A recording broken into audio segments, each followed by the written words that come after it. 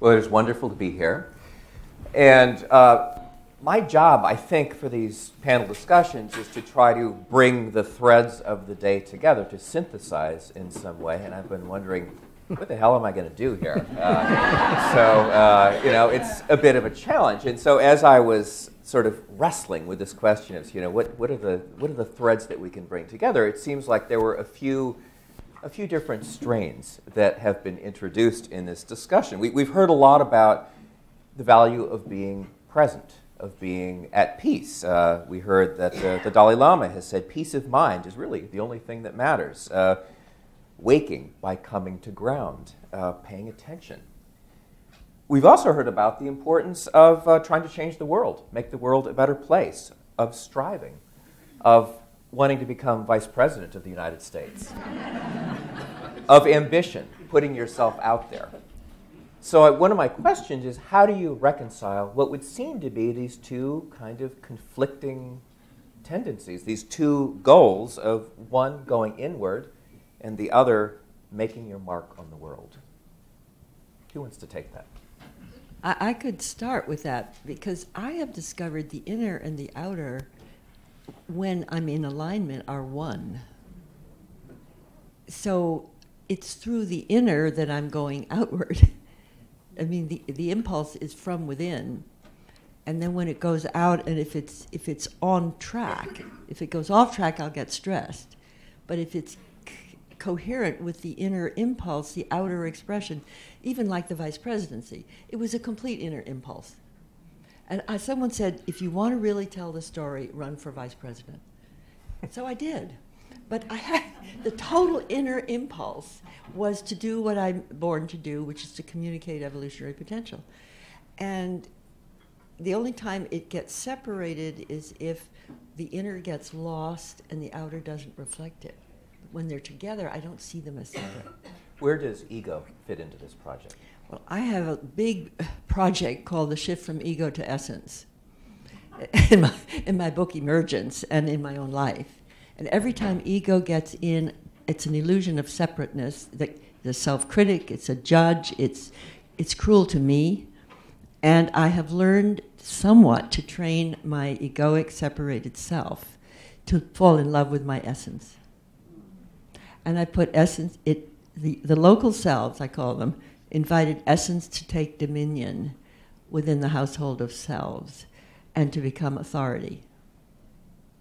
So this is a work in progress, of course, but essence is in dominion. And the local selves have relaxed, because every time they show up, the authority within just simply relaxes them. And it's the illusion of separateness that drives us crazy. Yeah. I'd love to hear other responses to dealing with, if you do see this as a tension. I don't know if you do. I don't. I hear about it a lot. It's a very, very common question. It's been going on for decades. I'm reminded of Alan Watts said once, we have to stop thinking sometimes in order to know what to think. And I think we need that inner time to step back, to actually be quiet, to allow our guidance to come through, to allow that wisdom to come through, in order that we may be the most creative and intelligent in terms of what we are deciding to do. If we see something that needs changing in the world and we just go at it, often we're coming out of maybe frustration or anger or disappointment or something. We don't always make the best decisions in that state. So I see the inner turn is in order that we may go out wiser, more effectively. So the two for me are, they're two sides and they need to be in balance. David, I was very struck by your phrase in your talk. You referred to the David Whyte Project, which would seem to be relevant in this conversation. Yeah. Does the David Whyte Project sometimes get in the way of what you want to do? Well, I think everything I'm working with has to do with what I call the conversational nature of reality. And so I don't think we're supposed to choose between this separated part of ourselves and the part of us that is integrated or longing for this greater home. So what you're meant to do is to have a good sense of humor about, and you know, a sense of humor is an actual practiced spiritual quality, because a sense of humor tells you that whatever context you've arranged for yourself, there's always another context that makes your context absurd. Yes. And every Irish conversation in County Clare is based on this premise. Every good conversation in County Clare is trying to undermine the basis on which the conversation first started. Yeah. And that's a very good premise to have, actually. So it's this, as long as you have this constant sense of something larger, which you can put the ego into, then then you can allow it to have its moments of hubris, its moments of ego, and of humiliation. Yeah? Where would we be without the beautiful humiliations of existence? You know? And you can't be humiliated unless you have an ego. So we'd be bereft without the old ego. Yeah?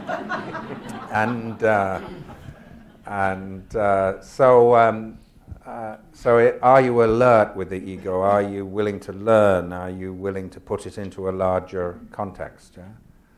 And of course it's quite painful when you're younger, because those contexts seem to be robbing you of your sense of self.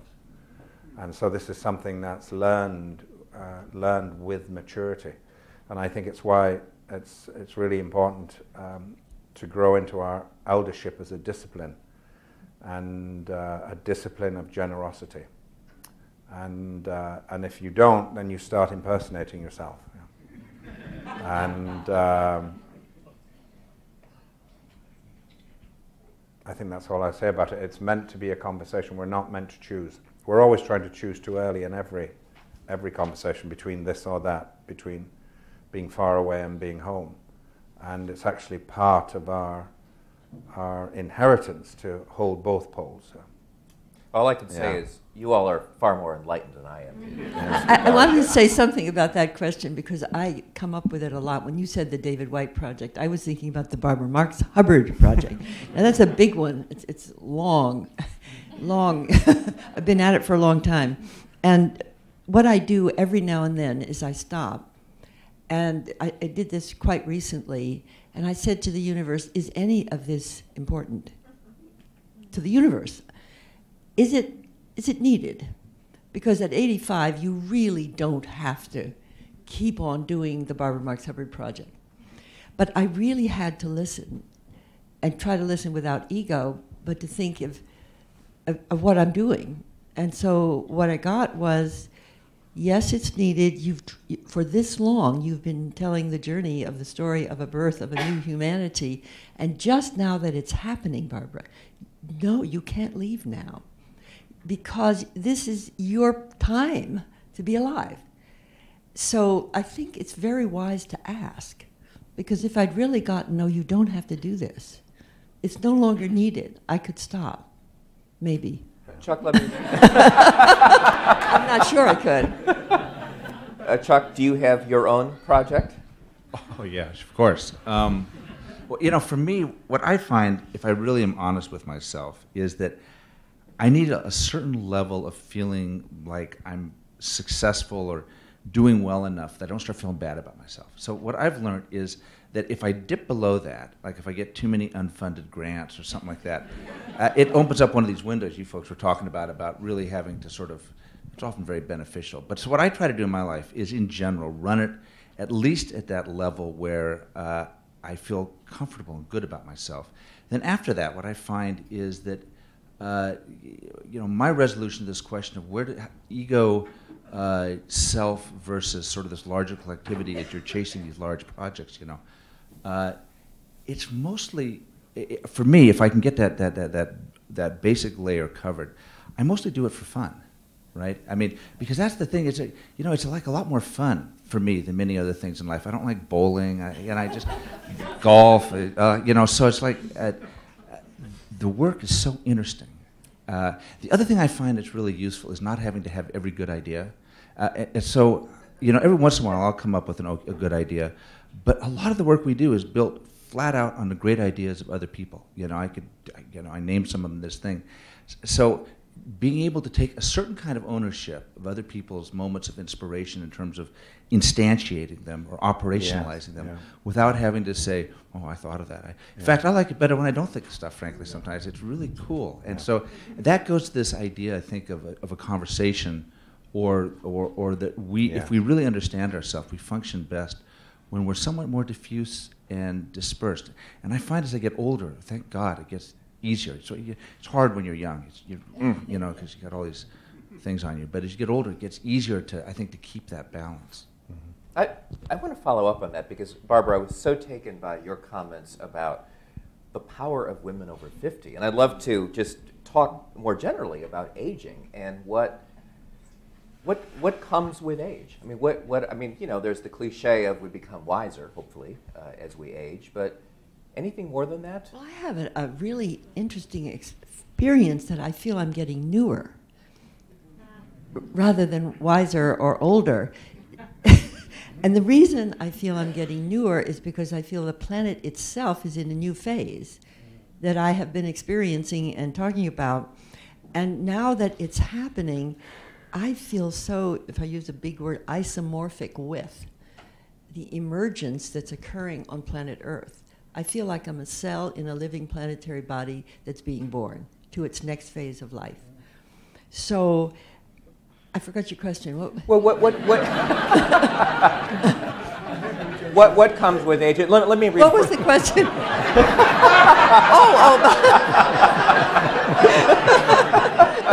I only remember the future anyway. That's why everything seems new. Yeah. Let me rephrase the question slightly. What do you think you know now that any of you, not just you, Barber, but all of you, what do you know now, or what can you do now that maybe you couldn't 10 or 20 years ago? Well, I'll just finish on my part. Is that first of all, I find being an elder a wonderful thing, and feeling newer every day is that is expanding the concept of eldership, because we're going through a planetary shift that nobody's ever been through. There are no elders on the other side of this shift, as how a high-tech, overpopulating, polluting planet makes a shift. So as an elder, tipping into the new, I'm already almost really new. Because I've had I would say, inspirational experience of what it will be like when we make it through. So I'm over there, and I'm going here, and as I get closer and closer to the over there, I get newer. Does anyone else want to take on this question of aging? A purely personal reflection. Someone asked me this the other day, and I realized I'm finally growing up. In the sense that all through the middle period, it's like there was going somewhere, achieving something, getting somewhere. There was a career. There was somewhere. There was goals that I was working towards. And now there's much less of that. Much less of that. Peter Russell project. Oh, that still goes on. Oh, that. But it's more, actually the Peter Russell project gets more internalized. But there's less of that, out there, less desire to achieve in the world. That's the best way to put it. Is that true for you, David, for you, Chuck? Less desire to achieve in the world? Yes, but I wouldn't say less satisfaction at achieving in the world. So the achieving seems to come out of an established conversation that you've apprenticed yourself to over years and years and years. And I suppose it's like the spaciousness that comes from a person who's practiced a musical instrument for many years, where you can go anywhere on the keyboard or the fret, and you don't mind if you hit the wrong note now and again, and it doesn't matter if you're humiliated temporarily in public for a moment. There's a sense of spaciousness, of rightness about. That's a kind of earned frontier that you've placed yourself on. So there's a lot of satisfactions in the outer world, but it is very strange. I was just given an honorary degree by a university last week, and the dean came up to, in a private conversation, to tell me, and I was very honoured, and I thanked them, and it is an honour, but I couldn't feel any kind of internal satisfaction about it at all. It was like, well, it's a lot easier to get than my first degree, that's all. That was the only satisfaction I got, but who is being given the degree and who is being honoured, you know? And you realise, of course, it's the work that's been honoured, and that's what you've got to stand up for, is the long lineage of poets and people who've risked themselves in many more ways than I have in my life. It's not just this life, it's a long lineage of people who have spoken out in difficult circumstances to save their life, to save their society's life, you know, Anna Akhmatova in Russia, or Pasternak, or Mandelstam, you know, people who put their lives on the line. So I feel like I'm part of this much greater lineage and conversation, and that's doing a lot of the work for me. It's keeping me straight. Yeah. Yeah. Chuck? Well, yeah, my situation is, I've always kind of been behind myself. I think it's maybe kind of the opposite of you. I've always come to things late in life. So I came to being a doctor late in life. I didn't start doing research until I was in my mid-40s. So I've always got, like, I'd pay anybody here like a lot of money to get 10 years back, because there's all these things to be done. And I fear I'm going to run out of time before we're able to do these things. Because, you know, one of the great things about certain types of art is you can do it in a tractable time period, right? You know, you get a moment of inspiration. You were worried it might take you, you know, another couple of months maybe if you didn't get on a plane to write a poem. But when you do these studies, it can take years. There's just a snail-pacedness, especially in humans. They're so uncooperative when it comes to being in research studies. And so, you know, in the life of a guy like me, you know, grants typically last 5 years. You say, I got about 3 or 4 more big humdingers left in me. And so I do feel this sort of, I can hear the hoofbeats of time at my back, where there's these things I do want to achieve, because I'm so curious to see what the answer is. And the question of whether, I just hope that I can look like y'all when I'm y'all's age and be out here doing it, because that's my great dream in life, is to be, you know, 85 and still, you know, running a research group. Well, and for me, I feel I'm getting closer and closer to what I've been researching, Yes, if exactly, you want to 'cause you use can see it that coming word too. for it. So I am very fascinated by not dying Yeah. right now. Yeah. Yeah. I don't want to die because I want to live to experience. It's also a yearning for the experience of this process. And it's a great blessing, and I'd say thank God every day. I think my main feeling is thankfulness. Gratitude, gratitude, gratitude. Every moment to be able to be alive, noticing that our planetary species is just about ready to connect. You know, you could not live at a more extraordinary moment to be aware of this. Well, let me follow up on that, and follow up on the title of our conference, Conscious Evolution, The Awakening. And one of the undercurrents of the discussion today is that something new is happening in our culture. And let me just throw out a skeptical voice here. So back in the 1980s, my parents went to Findhorn, the spiritual community in Scotland. I know a number of you have connections here. And they came back and they were all fired up about it. And they said, something new is happening here. You know, there was sort of this dawn of a new age, of new consciousness. That was a long time ago. So I guess the question is, how much is really new? What is happening now that wasn't there, let's say, even 10 years ago? A lot. I was there too in 1980. I mean, actually, one of the most remarkable things on the technical scale is we've grown a new nervous system in the last 10 years. With Facebook, Twitter, LinkedIn, over 7 billion cell phones, Google with the wisdom of the world held in the palm of our hand, at a time when the old structures are failing us. We've got a new nervous system and we've got millions of people awakening. That's new. The high technology industry is new. You know, nanotech, biotech, robotics. We have powers of God's handed to us as self-centered creatures, having to evolve very rapidly or die. That's new. I was very heartened by my return to the Galapagos Islands and to Ecuador just last year. And I've been back a few times, but it is actually 30 years since I lived there, almost 30 years. And I've been very heartened by the way the society has changed. And Galapagos has become a platform for a whole revolution in the Ecuadorian political and social and ecological awareness, really. And when I was there in Galapagos, the local kids would still go out and stone marine iguanas on the shore, and persecute animals.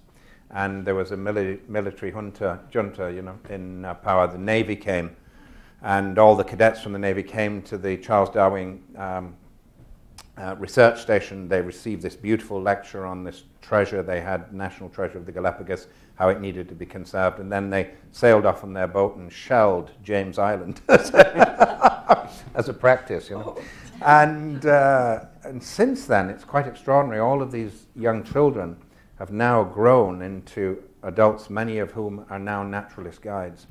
And I was really amazed by the sincere and authentic relationship to the natural world that the whole society has, that's permeated from Galapagos. And in fact, it's going through South American society. And just the way Ecuadorian society had changed altogether, it's a much more merciful society, less exploitative, less colonial. And I stood there, I remember in Quito, saying, this is actually really remarkable. This was a 19th century colonial, ex-colonial society. And in just 30 short years, there's a remarkable change. So I do think both our good possibilities and our terrifyingly bad possibilities are being magnified at the moment. And it may be that what is possible on the difficult and almost evil side of humanity is so apparent to us now that is what will actually move us the other way. But that's the great conversation at the moment, is that trepidation between our potentiality and what we're capable of when we're robbed, of a sense of belonging in the world. One other thing that is really in the last 50 years is that we have a black president and a woman running for president. And when I graduated from college in 1951, in the 50s, as recently as that, it was unthinkable that it could go that fast. And even though it's not everything we would hope it to be, it is a lot. Mm-hmm. And a lot of other things now with the whole gay attitude towards the gays attitude towards people who are different. There's a lot of openness now in society that we just didn't have before, that I think is a really great newness. Peter, what's your sense? Yeah, I mean, responding to your question, Fintorn and your parents, what's new, in some sense is nothing. In terms of awakening what the actual process, what it signifies in life, I think it's eternal. It's the same as what Buddha experienced and people before him. So that the nature of awakening hasn't changed. And so the nature of that excitement when you discover something that's opening you up, like your parents going to Fintorn, or what was happening to us in the 60s, it goes on almost generation after generation. And I sometimes, people I know, 2 generations below me, talking to them, it's like they're discovering stuff, and there's a bit of me that wants to yawn. It's like, and yet it's all being rediscovered. I think what is new is the numbers of people who are rediscovering this eternal truth. And I was talking about the number of books when I was in the 60s, but just the number of people doing yoga in the US these days is something like 30 million. Back then, yoga was about people lying on beds of nails. It was weird. Just how that's sweeping through society. So I think that's what's new, and the realization of how important this is. Again, 30, 40 years ago, it was like something weird. I mean, I was teaching meditation in corporations back in the 1970s, and they made me promise, or one of them in particular, major household name, they made me promise I would never, ever tell anybody that I was teaching their board to meditate. And you're still not going to today. And I have kept that promise. I'm sure right now they actually might like it the other way to show that they were actually quite hip back then in the 70s. But I one little, it's like they said never, so I said, okay, I'll never say. But now you get the likes of, Google and people who are very proud that they've got, all their programs, that mindfulness is coming in. It's almost the opposite. So that, to me, is a sign of how things have changed and are continuing to change. I want to bring science into this question. And Chuck, I was just blown away by your all this new research that you're doing. And I'm wondering if you have a vision of what you would like science to be. The big questions that science, if you see constraints in terms of how we conceptualize science right now, sort of the problems that scientists usually work on, and do you have a vision of kind of taking science to a new place? Somebody else want to answer that? And I'll think about it. Oh, man. That is a very complicated question and a very interesting question. I think the part of the question is, what are the limits of scientific knowledge, right? And that's right. And inherent in that is the question of what are the limits of scientific methodologies. Because science, in a way, science doesn't.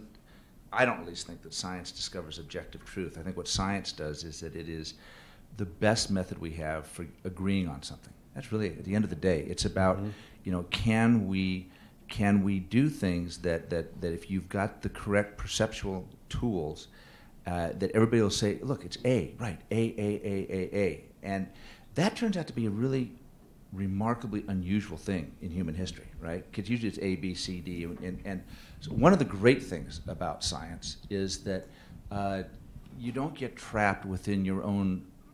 If you're really passionate about it, it's not as easy to get trapped in your own story, your own project. Because, I used to fancy trying to do art things. And what I noticed, because I'm a bad artist, is that everything sort of sounded the same thing. There was a stagnation to it. I didn't have that because it was always the same circle. I was always in my own head.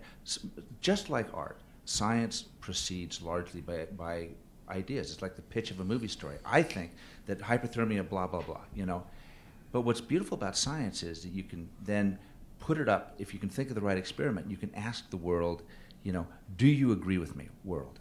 And when the world doesn't agree with you, it actually is usually far more intriguing and makes a better storyline than your first story, right? So negative findings have become a real passion of mine. Good negative findings are like a wonderful seedbed of open opportunity. Do you think are we at a point now where we can start asking new questions about, to take your field more of, let's say, integrative medicine, are we at a place where you can do things now, or you can ask those questions now that you couldn't a few years ago? Oh, sure. The technologies have vastly improved. These things they can do now, especially in animal models, where they can it scares me, frankly, but they can drive little mice and rats around like they're cars, right? They can do these things where they can implant lasers and drive specific electrons. The technology is on a huge explosion, and it is going to allow us to ask questions that we weren't able to ask before. I went to Bryn Mawr too, by the way, so I'm a Bryn Mawrian, but I'm a little bit more of the pessimistic ilk. So I worry. Science. I've been in science long enough to see that it can be really used for some crappy stuff, right? So So that power, there's a neutrality to the power. We sort of cross our fingers. We'll know in 100 years if we're sitting in places like this having these conversations. Then we will have evolved into a future that you would have wanted to see. But I do think we're going to be able to ask new types of questions in science. And I think one of the great challenges of science is trying to figure out are there ways that we can scientifically operationalize certain types of questions that we've had a lot of talk today about things that are a little bit more impressionistic and mystical. Are there ways without killing them for science to get at it, or are they going to be forever sort of outside that register?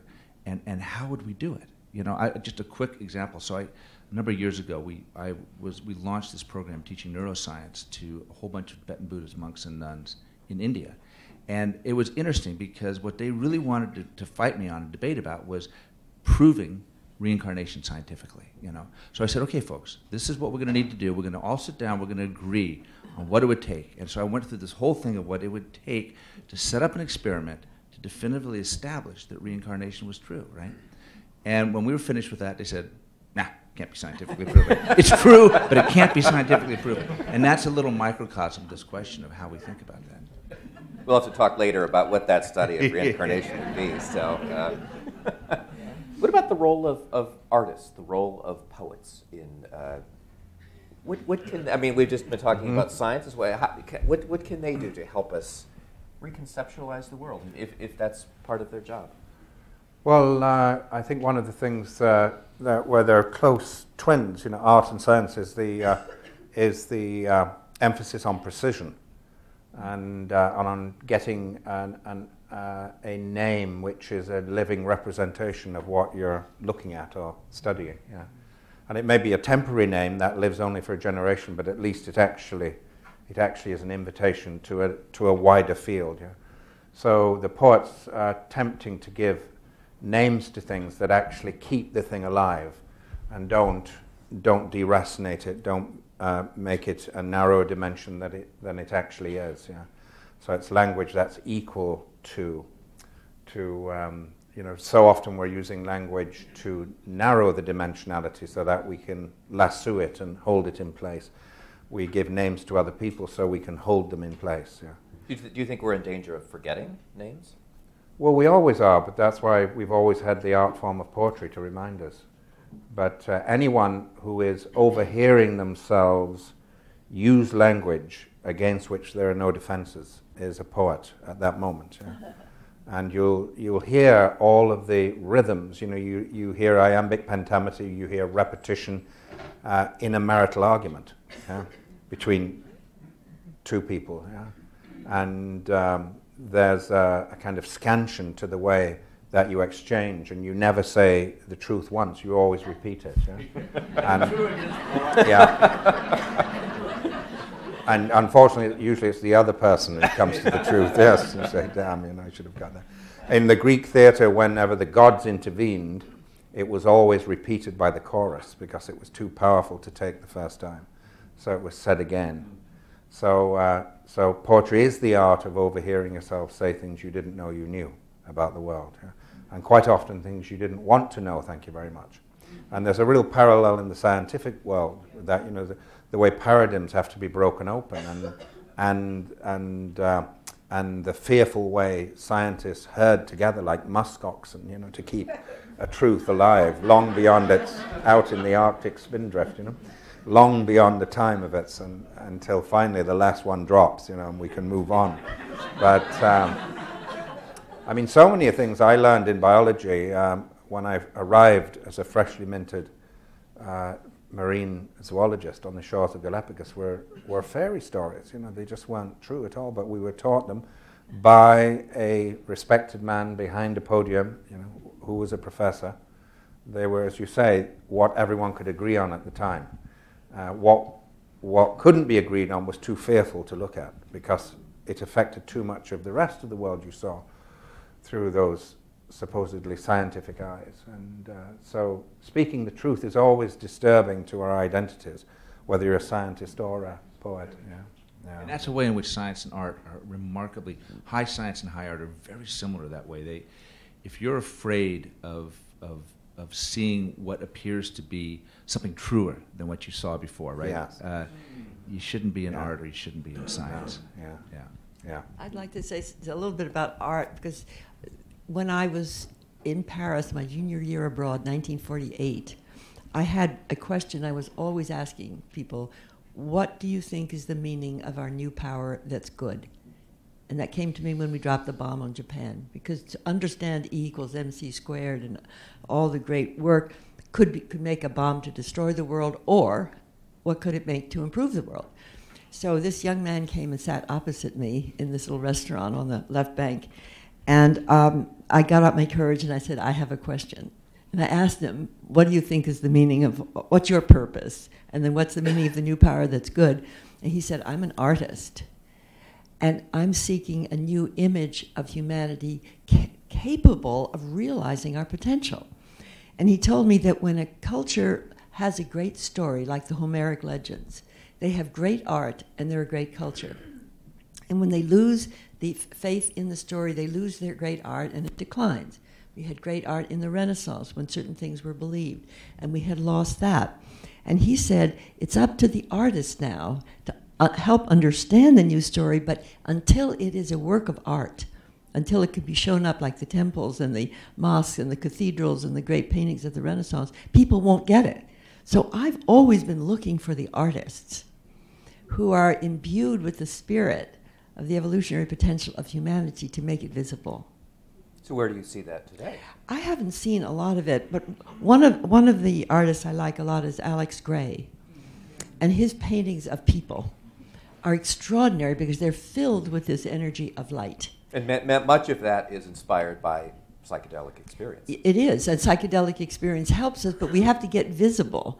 And the art, whether it be poetry or visual arts or music, to help us imagine and enter into the new great story that we actually have, which is the universe story. And there are many great examples of that. I mean, we do have a lot of, in the last century, you look at the way the Irish independence couldn't have occurred without the imagination that supported it through the Celtic revival, through Yeats and Synge, and there's a gorgeous book by William Irwin Thompson called The Imagination of an Insurrection. And he looks at the way that the Easter Rising couldn't have taken place without those stories, which were both old stories but had been given a new ground and a new place in people's hearts and minds. You couldn't form a country unless you had this story, as you say. So, and Yeats Yeats actually was full of grief and regret in his later life. He wrote a line saying, "Were certain men put against a wall and shot because of certain lines that I wrote?" Yeah. Well, they were actually. You know. They were invited by a new horizon that had been spoken to, that had been imagined, and that they'd been invited to. So, and it's that it's a beautiful and disturbing question to ask what the horizon is in our lives right now. And it's really interesting the way that we're so fearful of the horizon now because we feel as if we were being led there by technology instead of technology being our good servant. So many of our images of the future are so fearful and so full of trepidation. So we really need to have the essence of what we are as the foundation of what we're going to become. The essence of what we are. And the essence of what we are is this vulnerable conversation with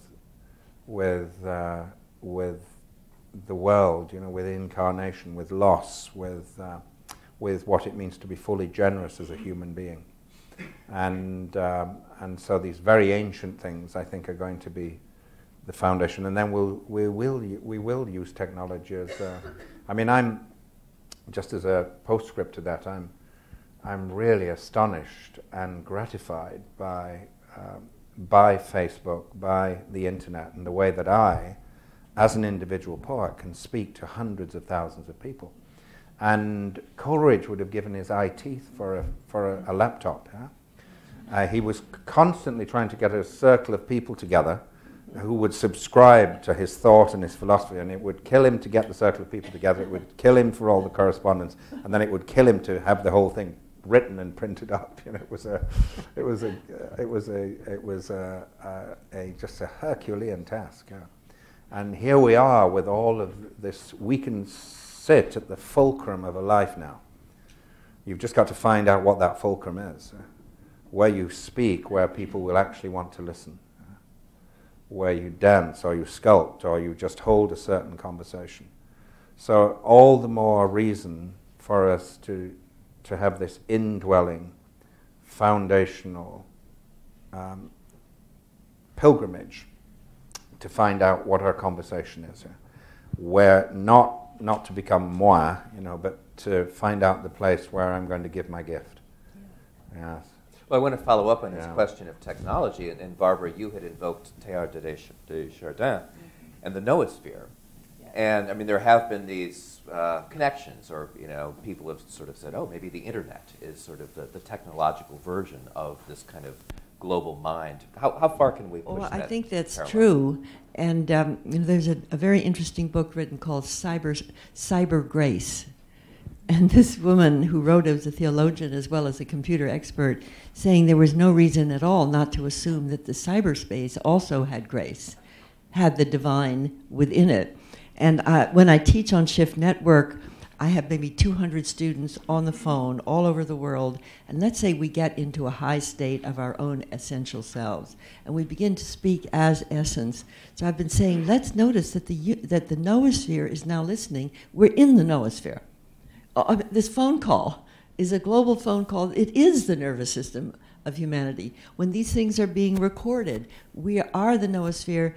So I have begun to think, not only when I have my cell phone and my ability to communicate, but that the NOAA Sphere is receptive to inspiration, thought, and experience, particularly if you're on the phone. And it's a very interesting feeling to think you're infusing your planetary nervous system when you're talking to a group of students, because they're all in the state of grace. Very powerful. And I think that Teilhard was absolutely right, that when that nervous system is infused with love and creativity, that it will, Jose Arguelles is another one who was brilliant on this. He said he thought that the NOAA Sphere would become telepathic, and it wouldn't be one by one at a certain point. It would go very quickly, and we would collectively have an awakening. Now, I know that is absurdly hopeful. And, and I've been accused. There was a person trying to have me speak before an integral philosophy group, and he said, "Now, the thing they criticize you about, Barbara, is you're hopeful. And if you could tone down." So I've been working on toning down the hopefulness. I'm not personally hopeful. I've just noticed 13.8 billion years of overcoming absolutely every crisis to newness and higher order. So I have faith.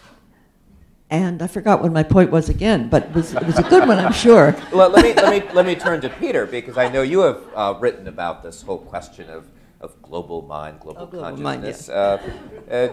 I don't know. I mean, how far would you go with this analogy to the NOAA Sphere? All the way. I mean, the NOAA Sphere is basically that it's the sphere of the nous, of the mind. We've come from, the first of all, the physical sphere, the geosphere, which is the evolution of the matter of the Earth, the evolution of the Earth. Then the biosphere, which is the evolution of the living systems of the whole Earth. And now the noosphere is the evolution of the minds of Earth. And we, human beings, have more, let's say more, it's the human minds that are being connected. And, if we all have a role in the biosphere, what human beings are good at, what I was saying earlier, is communication, speech. We are the information processors. And we are linking up in the very similar way to which the brain links up. And it's interesting, in the brain, during the first few weeks of life, it's about halfway through gestation, there's massive population explosion of nerve cells, which then virtually stops. And there are a few more nerve cells generated and through life now we're now discovering. But after that, it's the interconnectivity which creates the intelligence, the creativity, all of that. We don't need more brain cells. We already have them all. And it seemed to me the same is happening with the planet. We've had this massive population explosion, which is now thankfully beginning to stabilize out. It's not there yet, but the projections are it's going to stabilize, whether it's 9 billion, 10 or 11, we'll see where it stabilizes, which back then I was seeing was the same number of nerve cells there are in the brain. Since then we've discovered it's about 10 times that. And as we get more complex, our understanding of the brain gets more complex. And then we thought it was just the synapses, and now we're discovering it's much more than the synapses. It's the myelin sheathing and all this stuff. There's much, much more goes on in the brain in terms of processing information. But still, I think the parallel is there. So we are like the nerve cells with the brain connecting up.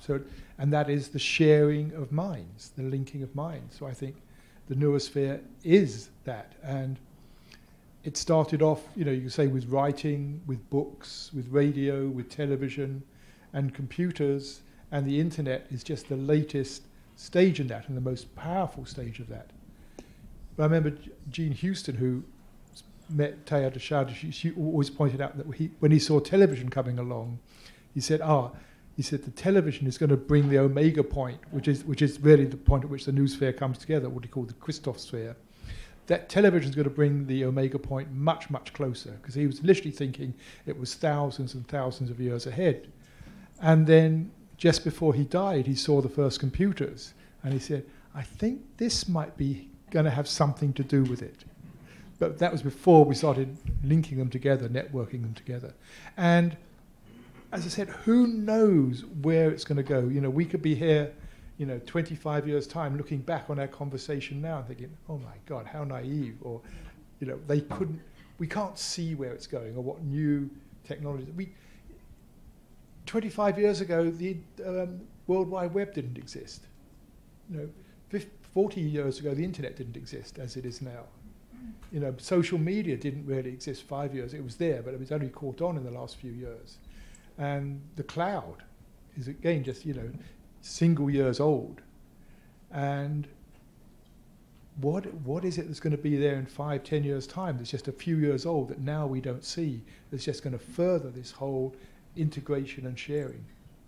All I know is that is the trajectory we are on.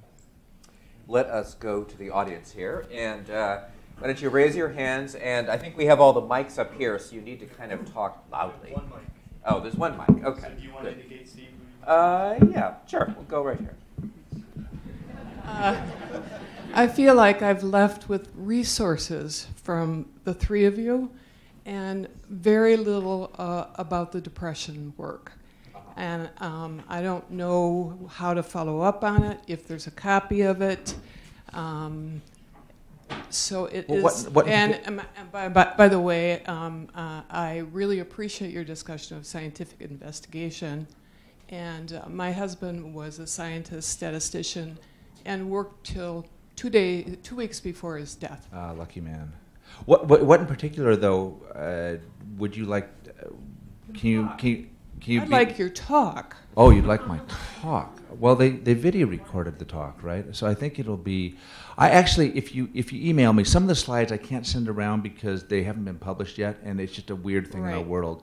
But a lot of the other stuff and sort of the point, I'd be happy to email to you.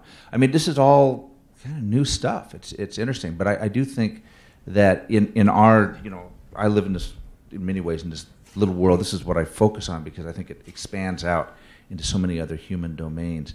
We are really. I entered a talk. I gave a talk a couple of weeks ago at Penn.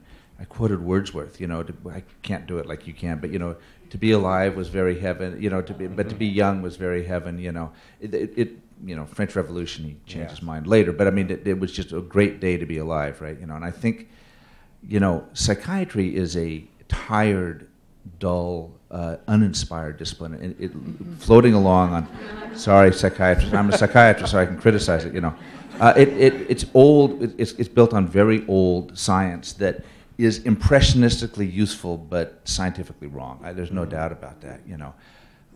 And I personally think that a number of the big things that are being pursued are not going to yield the type of fruit that people are hoping. I mean, just like with the Human Genome Project. When you say scientifically wrong, what do you mean?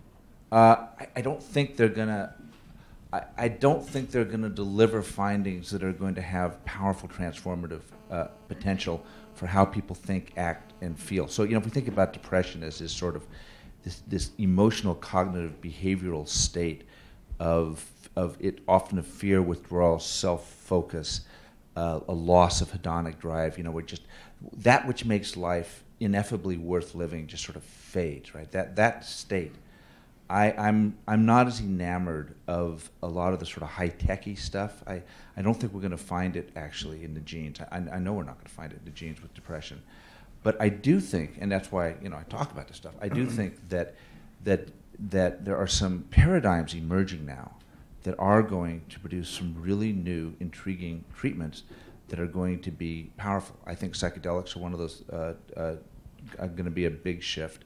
Some of these other strategies of using peripheral processes, I think, hold a great deal of promise. But I do think that we are really on the edge of something new, right? And the other thing about psychiatry is we've adopted this sort of model, a sort of internal medicine model, right? So if you've struggled with depression in your life and you're a typical American, you've taken all sorts of medications. It's like blood pressure medicine, right? You have to take them every day. They have side effects. You stop taking them, typically you start feeling worse again. In fact, we now have some evidence that antidepressants, if you stop them, they actually make you more likely to get depressed again than if you stop a placebo. It's very, so this model is sort of chronic disease, internal medicine model. I think there are things emerging on the future that may be more surgical, not like lobotomy surgical or sticking an electrode in. That's being a little bit literal. But I mean, like, how many times do you have to take out your appendix, right? So I think that there's going to be these new treatments that you do them once or every once in a while, and they're going to have these sort of profound effects. So I do think, and I'm not, see, I'm just like your mirror. I'm a pessimist more, so it's unusual for me to say this. 4 years ago, I wasn't saying this. I was, moan and groan, But I do think now that we are on the edge of some really exciting discoveries. And I'd be happy to, or we can put this, I know Karen, I don't know if she's here, but we can put things on a website, or there's a Dropbox or something, and I'd be happy to put my slides on that Dropbox. I also put the writings of the John Spivey guy, I put some of that on there too, so if there are people interested in this stuff. Okay, let's go way back there. If you can hang on for the mic.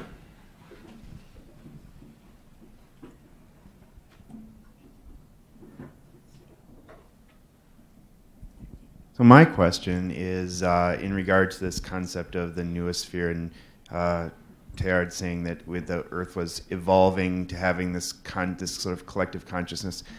As someone who has a deep reverence for ayahuasca, I can attest personally that I think that the Earth already has that consciousness and maybe has always had it. So I'm sort of interested in hearing what you have to say about that personal observation. Well, the Earth may have had it, but we didn't have it, we humans. And the NOAA Sphere, the thinking layer of Earth, particularly in the internet, is a technology that, like a nervous system in a newborn baby, it has to exist, and it has a technical aspect to it. The Earth itself gave birth to us, which gave birth to the NOAA Sphere. And I think the timing of it is quite interesting. When we just discovered recently that we only have a very short time to change our behavior or self-devolve and possibly destroy our whole life support system, in that very same time frame, the nervous system of the NOAA Sphere matured extremely rapidly. I mean, if Facebook is the third largest nation in the world, that's totally amazing. And over 7 billion cell phones, and Google, the wisdom of the world is available to every single person in the palm of their hand. I think what's happened is nature is giving to humans who are not at the top of dominator structures the opportunity to make the shift. Because it's not going to be presidents and heads of corporations and heads of religions. They're in the wrong structure. So we've been given the time, the nervous system, the opportunity, and to some degree the vision of connecting that which is already emerging. You're very hopeful about technology here. I mean, Yeah, ISIS, if you want to talk about the recruiting tool for ISIS, the internet is great there too. Well, I'm not saying all technology, but we're talking about the NOAA Sphere. It's very true. There's no guarantee at all in what I'm saying. I'm saying it's possible. And once you see a possibility and it's life-oriented, more people are likely to go toward that possibility than if they don't think there's any possibility and they're just trying to kill ISIS. That's not a good plan at all. Facebook seems like it's mostly used for sending people cat videos and getting into arguments with strangers. It's like the nervous system of a newborn baby. We're very immature. Yes. Let's go back there in the middle.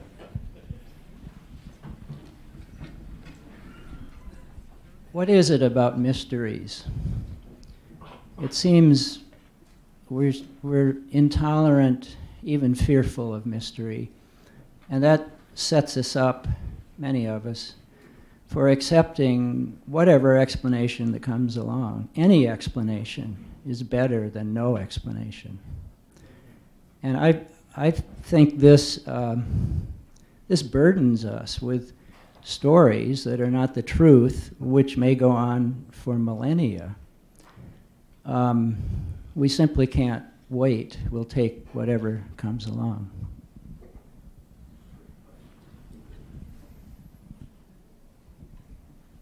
Who wants to tackle mystery? I'd like to say briefly that I think the whole evolutionary story is the greatest mystery story that could possibly be imagined, because it's a mystery all the way through that this has happened. It's just we've had some description of a mystery, but the mystery itself is extraordinary. I think one of the reasons we don't like mysteries is I think we have a need for not necessarily certainty, but understanding, meaning. When, if we go back to our ancestral history, when we see something happening, we want to make sense of it. Is this good for us? Is it bad for us? What do we need to do? We don't want mysteries in that sense, in terms of basic interaction with the natural world, our survival. We want to make sense of it. And so I think that need is built in. And so when we come across mysteries, there's a bit of us that wants to make sense of it, which doesn't want to sit back and just hold the mystery. It doesn't want to hold the unknowing. So I think some of it comes from that, and that's why I think we will go for any meaning that's suggested or any interpretation that's suggested and grab hold of it, because then we feel safe. There's a great, in my opinion, a great recent paper on this called The Entropic Brain by Robin Carhart Harris. It's kind of a thick run. It's got a lot of neurobiology in it, but it's a whole argument about how the brain evolved to essentially be a mystery buster, to have a little bit less entropy than the rest of the natural world, so that it could become a predictor machine, not a predictor machine of the truth of the world, but a predictor machine of things that are going to aid in survival and reproduction, for the reason that things that survived and reproduced. So here we are.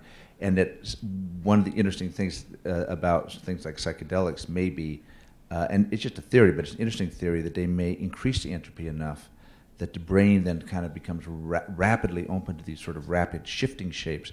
I actually quoted this paper in my talk, but that it may become more in line with the slightly more high entropy state of the world in general. But it fits to what you're saying, right? Is that we had these sort of practical mandate to make stories, even if they're not true, that probabilistically, kept humans going. I mean, this need to have an ending. There's a beautiful Rilke line about how difficult it is not to see the future in terms of your own human survival. It's in the Duino Elegies somewhere. It's so true. It's very hard. And Barber, something I've wondered about is, how bad would it be if you could, catapult yourself into the future and find out that 100 years from now humans were, crawling around on all fours, totally destroyed, but that 1,000,000 years from now some completely different species, was hanging out having these debates. Would that devastate you, or would you say, well, time was sort of longer than I anticipated? No, they would be very interesting. I mean, I happen to have an affection for this species. I do too. I know. It's. I want to just tell you a very brief story. I was at the UCLA Film Center in Los Angeles, and the director was saying, I said, what are the young people now wanting to make movies about? Well, it was more or less things like Batman, and I thought very uninspired. I said, this is such an important place, because if you made movies of things that can inspire us to move forward, how great that would be.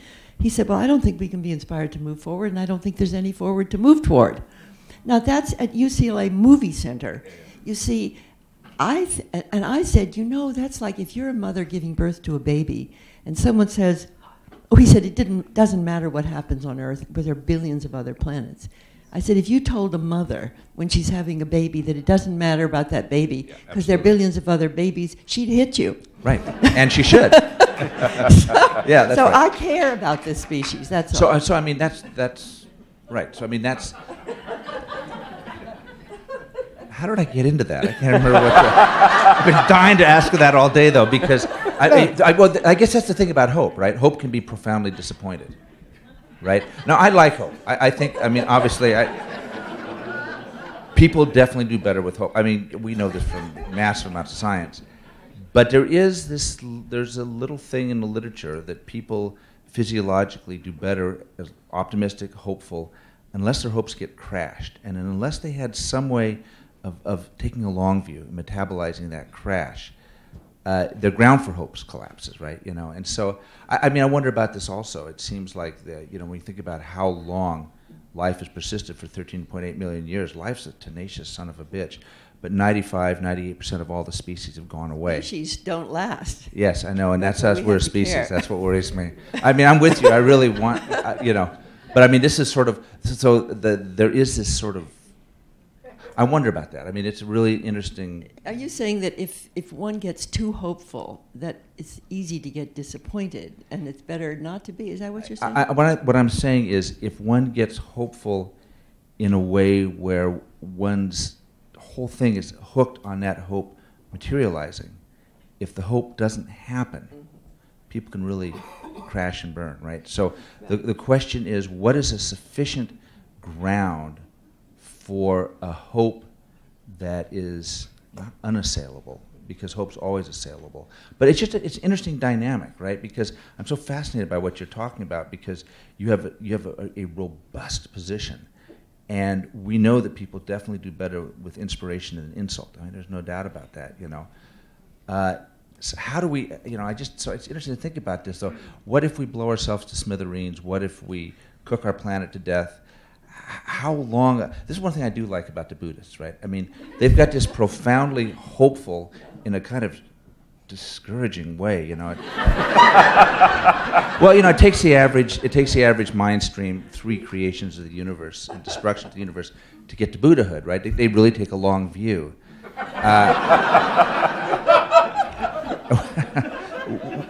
Our science doesn't provide a foundation for that, which frustrates me, because I wish I was a Buddhist. I do, But I wonder about this question of how long a time, and how it goes to what you were saying. How much of your own project can you give up and still have a sense of personal connection and hope? I think that is one of the most important questions that face us as a species. It's a very good question. Yeah. Well, we're running very short of time, and actually I do want to give the last word to our poet here. In terms of some of these words that we've been talking about, hope, mystery, it would seem like to some degree this is the job of poets to deal with these questions. Well, and contemplatives, and the contemplative part of poetry. So it's well accepted that there's a part of the mind which is afraid of reality and afraid of other people. And but there's another part of the mind to which that part can be a good servant, which is our faculty of belonging, and we've called it the soul. So the question is, where are you paying attention from? Are you paying attention from the periphery, where you're afraid and in competition with everything you see, or are you paying attention from this other deeper place? Yeah. So I have one poem called Toba Fodrick, which is about the well just above where the face was, and one of the invitations I have in that poem, or I felt actually from the place itself, was the first lines are, "Turn sideways into the light, as they say the old ones did, and disappear into the originality of it all." Turn sideways into the light, as they say the old ones did, and disappear into the originality of it all. Be impatient with easy explanations. Be impatient with easy explanations, and teach that part of the mind that wants to know everything not to begin questions it cannot answer. Yes. Teach that part of the mind that wants to know everything not to begin questions it cannot answer. Walk the green road above the bay and the low glinting fields. Let that Atlantic gleam be ahead of you, and the grey light of the bay below, until you catch, down on the left, the break in the wall. For just above in the shadows you'll find it hidden, a curved arm of rock holding the water close to the mountain. A curved arm of rock holding the water close to the mountain. A just lit surface, smoothing a scattering of coins, and in the niche above, notes to the dead, and supplications for those who still live. But for now, you are alone with the transfiguration. For now, you are alone with the transfiguration, and ask no healing for yourself, but look down as if looking through time, as if looking through a rent veil from the other side of the question you've refused to ask, as if looking through a rent veil from the other side of the question you refused to ask. And you remember now that clear stream of generosity from which you drank, how as a child your arms could rise and your palms turn out to take the blessing of the world. Wow. I can't imagine a better place to leave it. So thank you so much.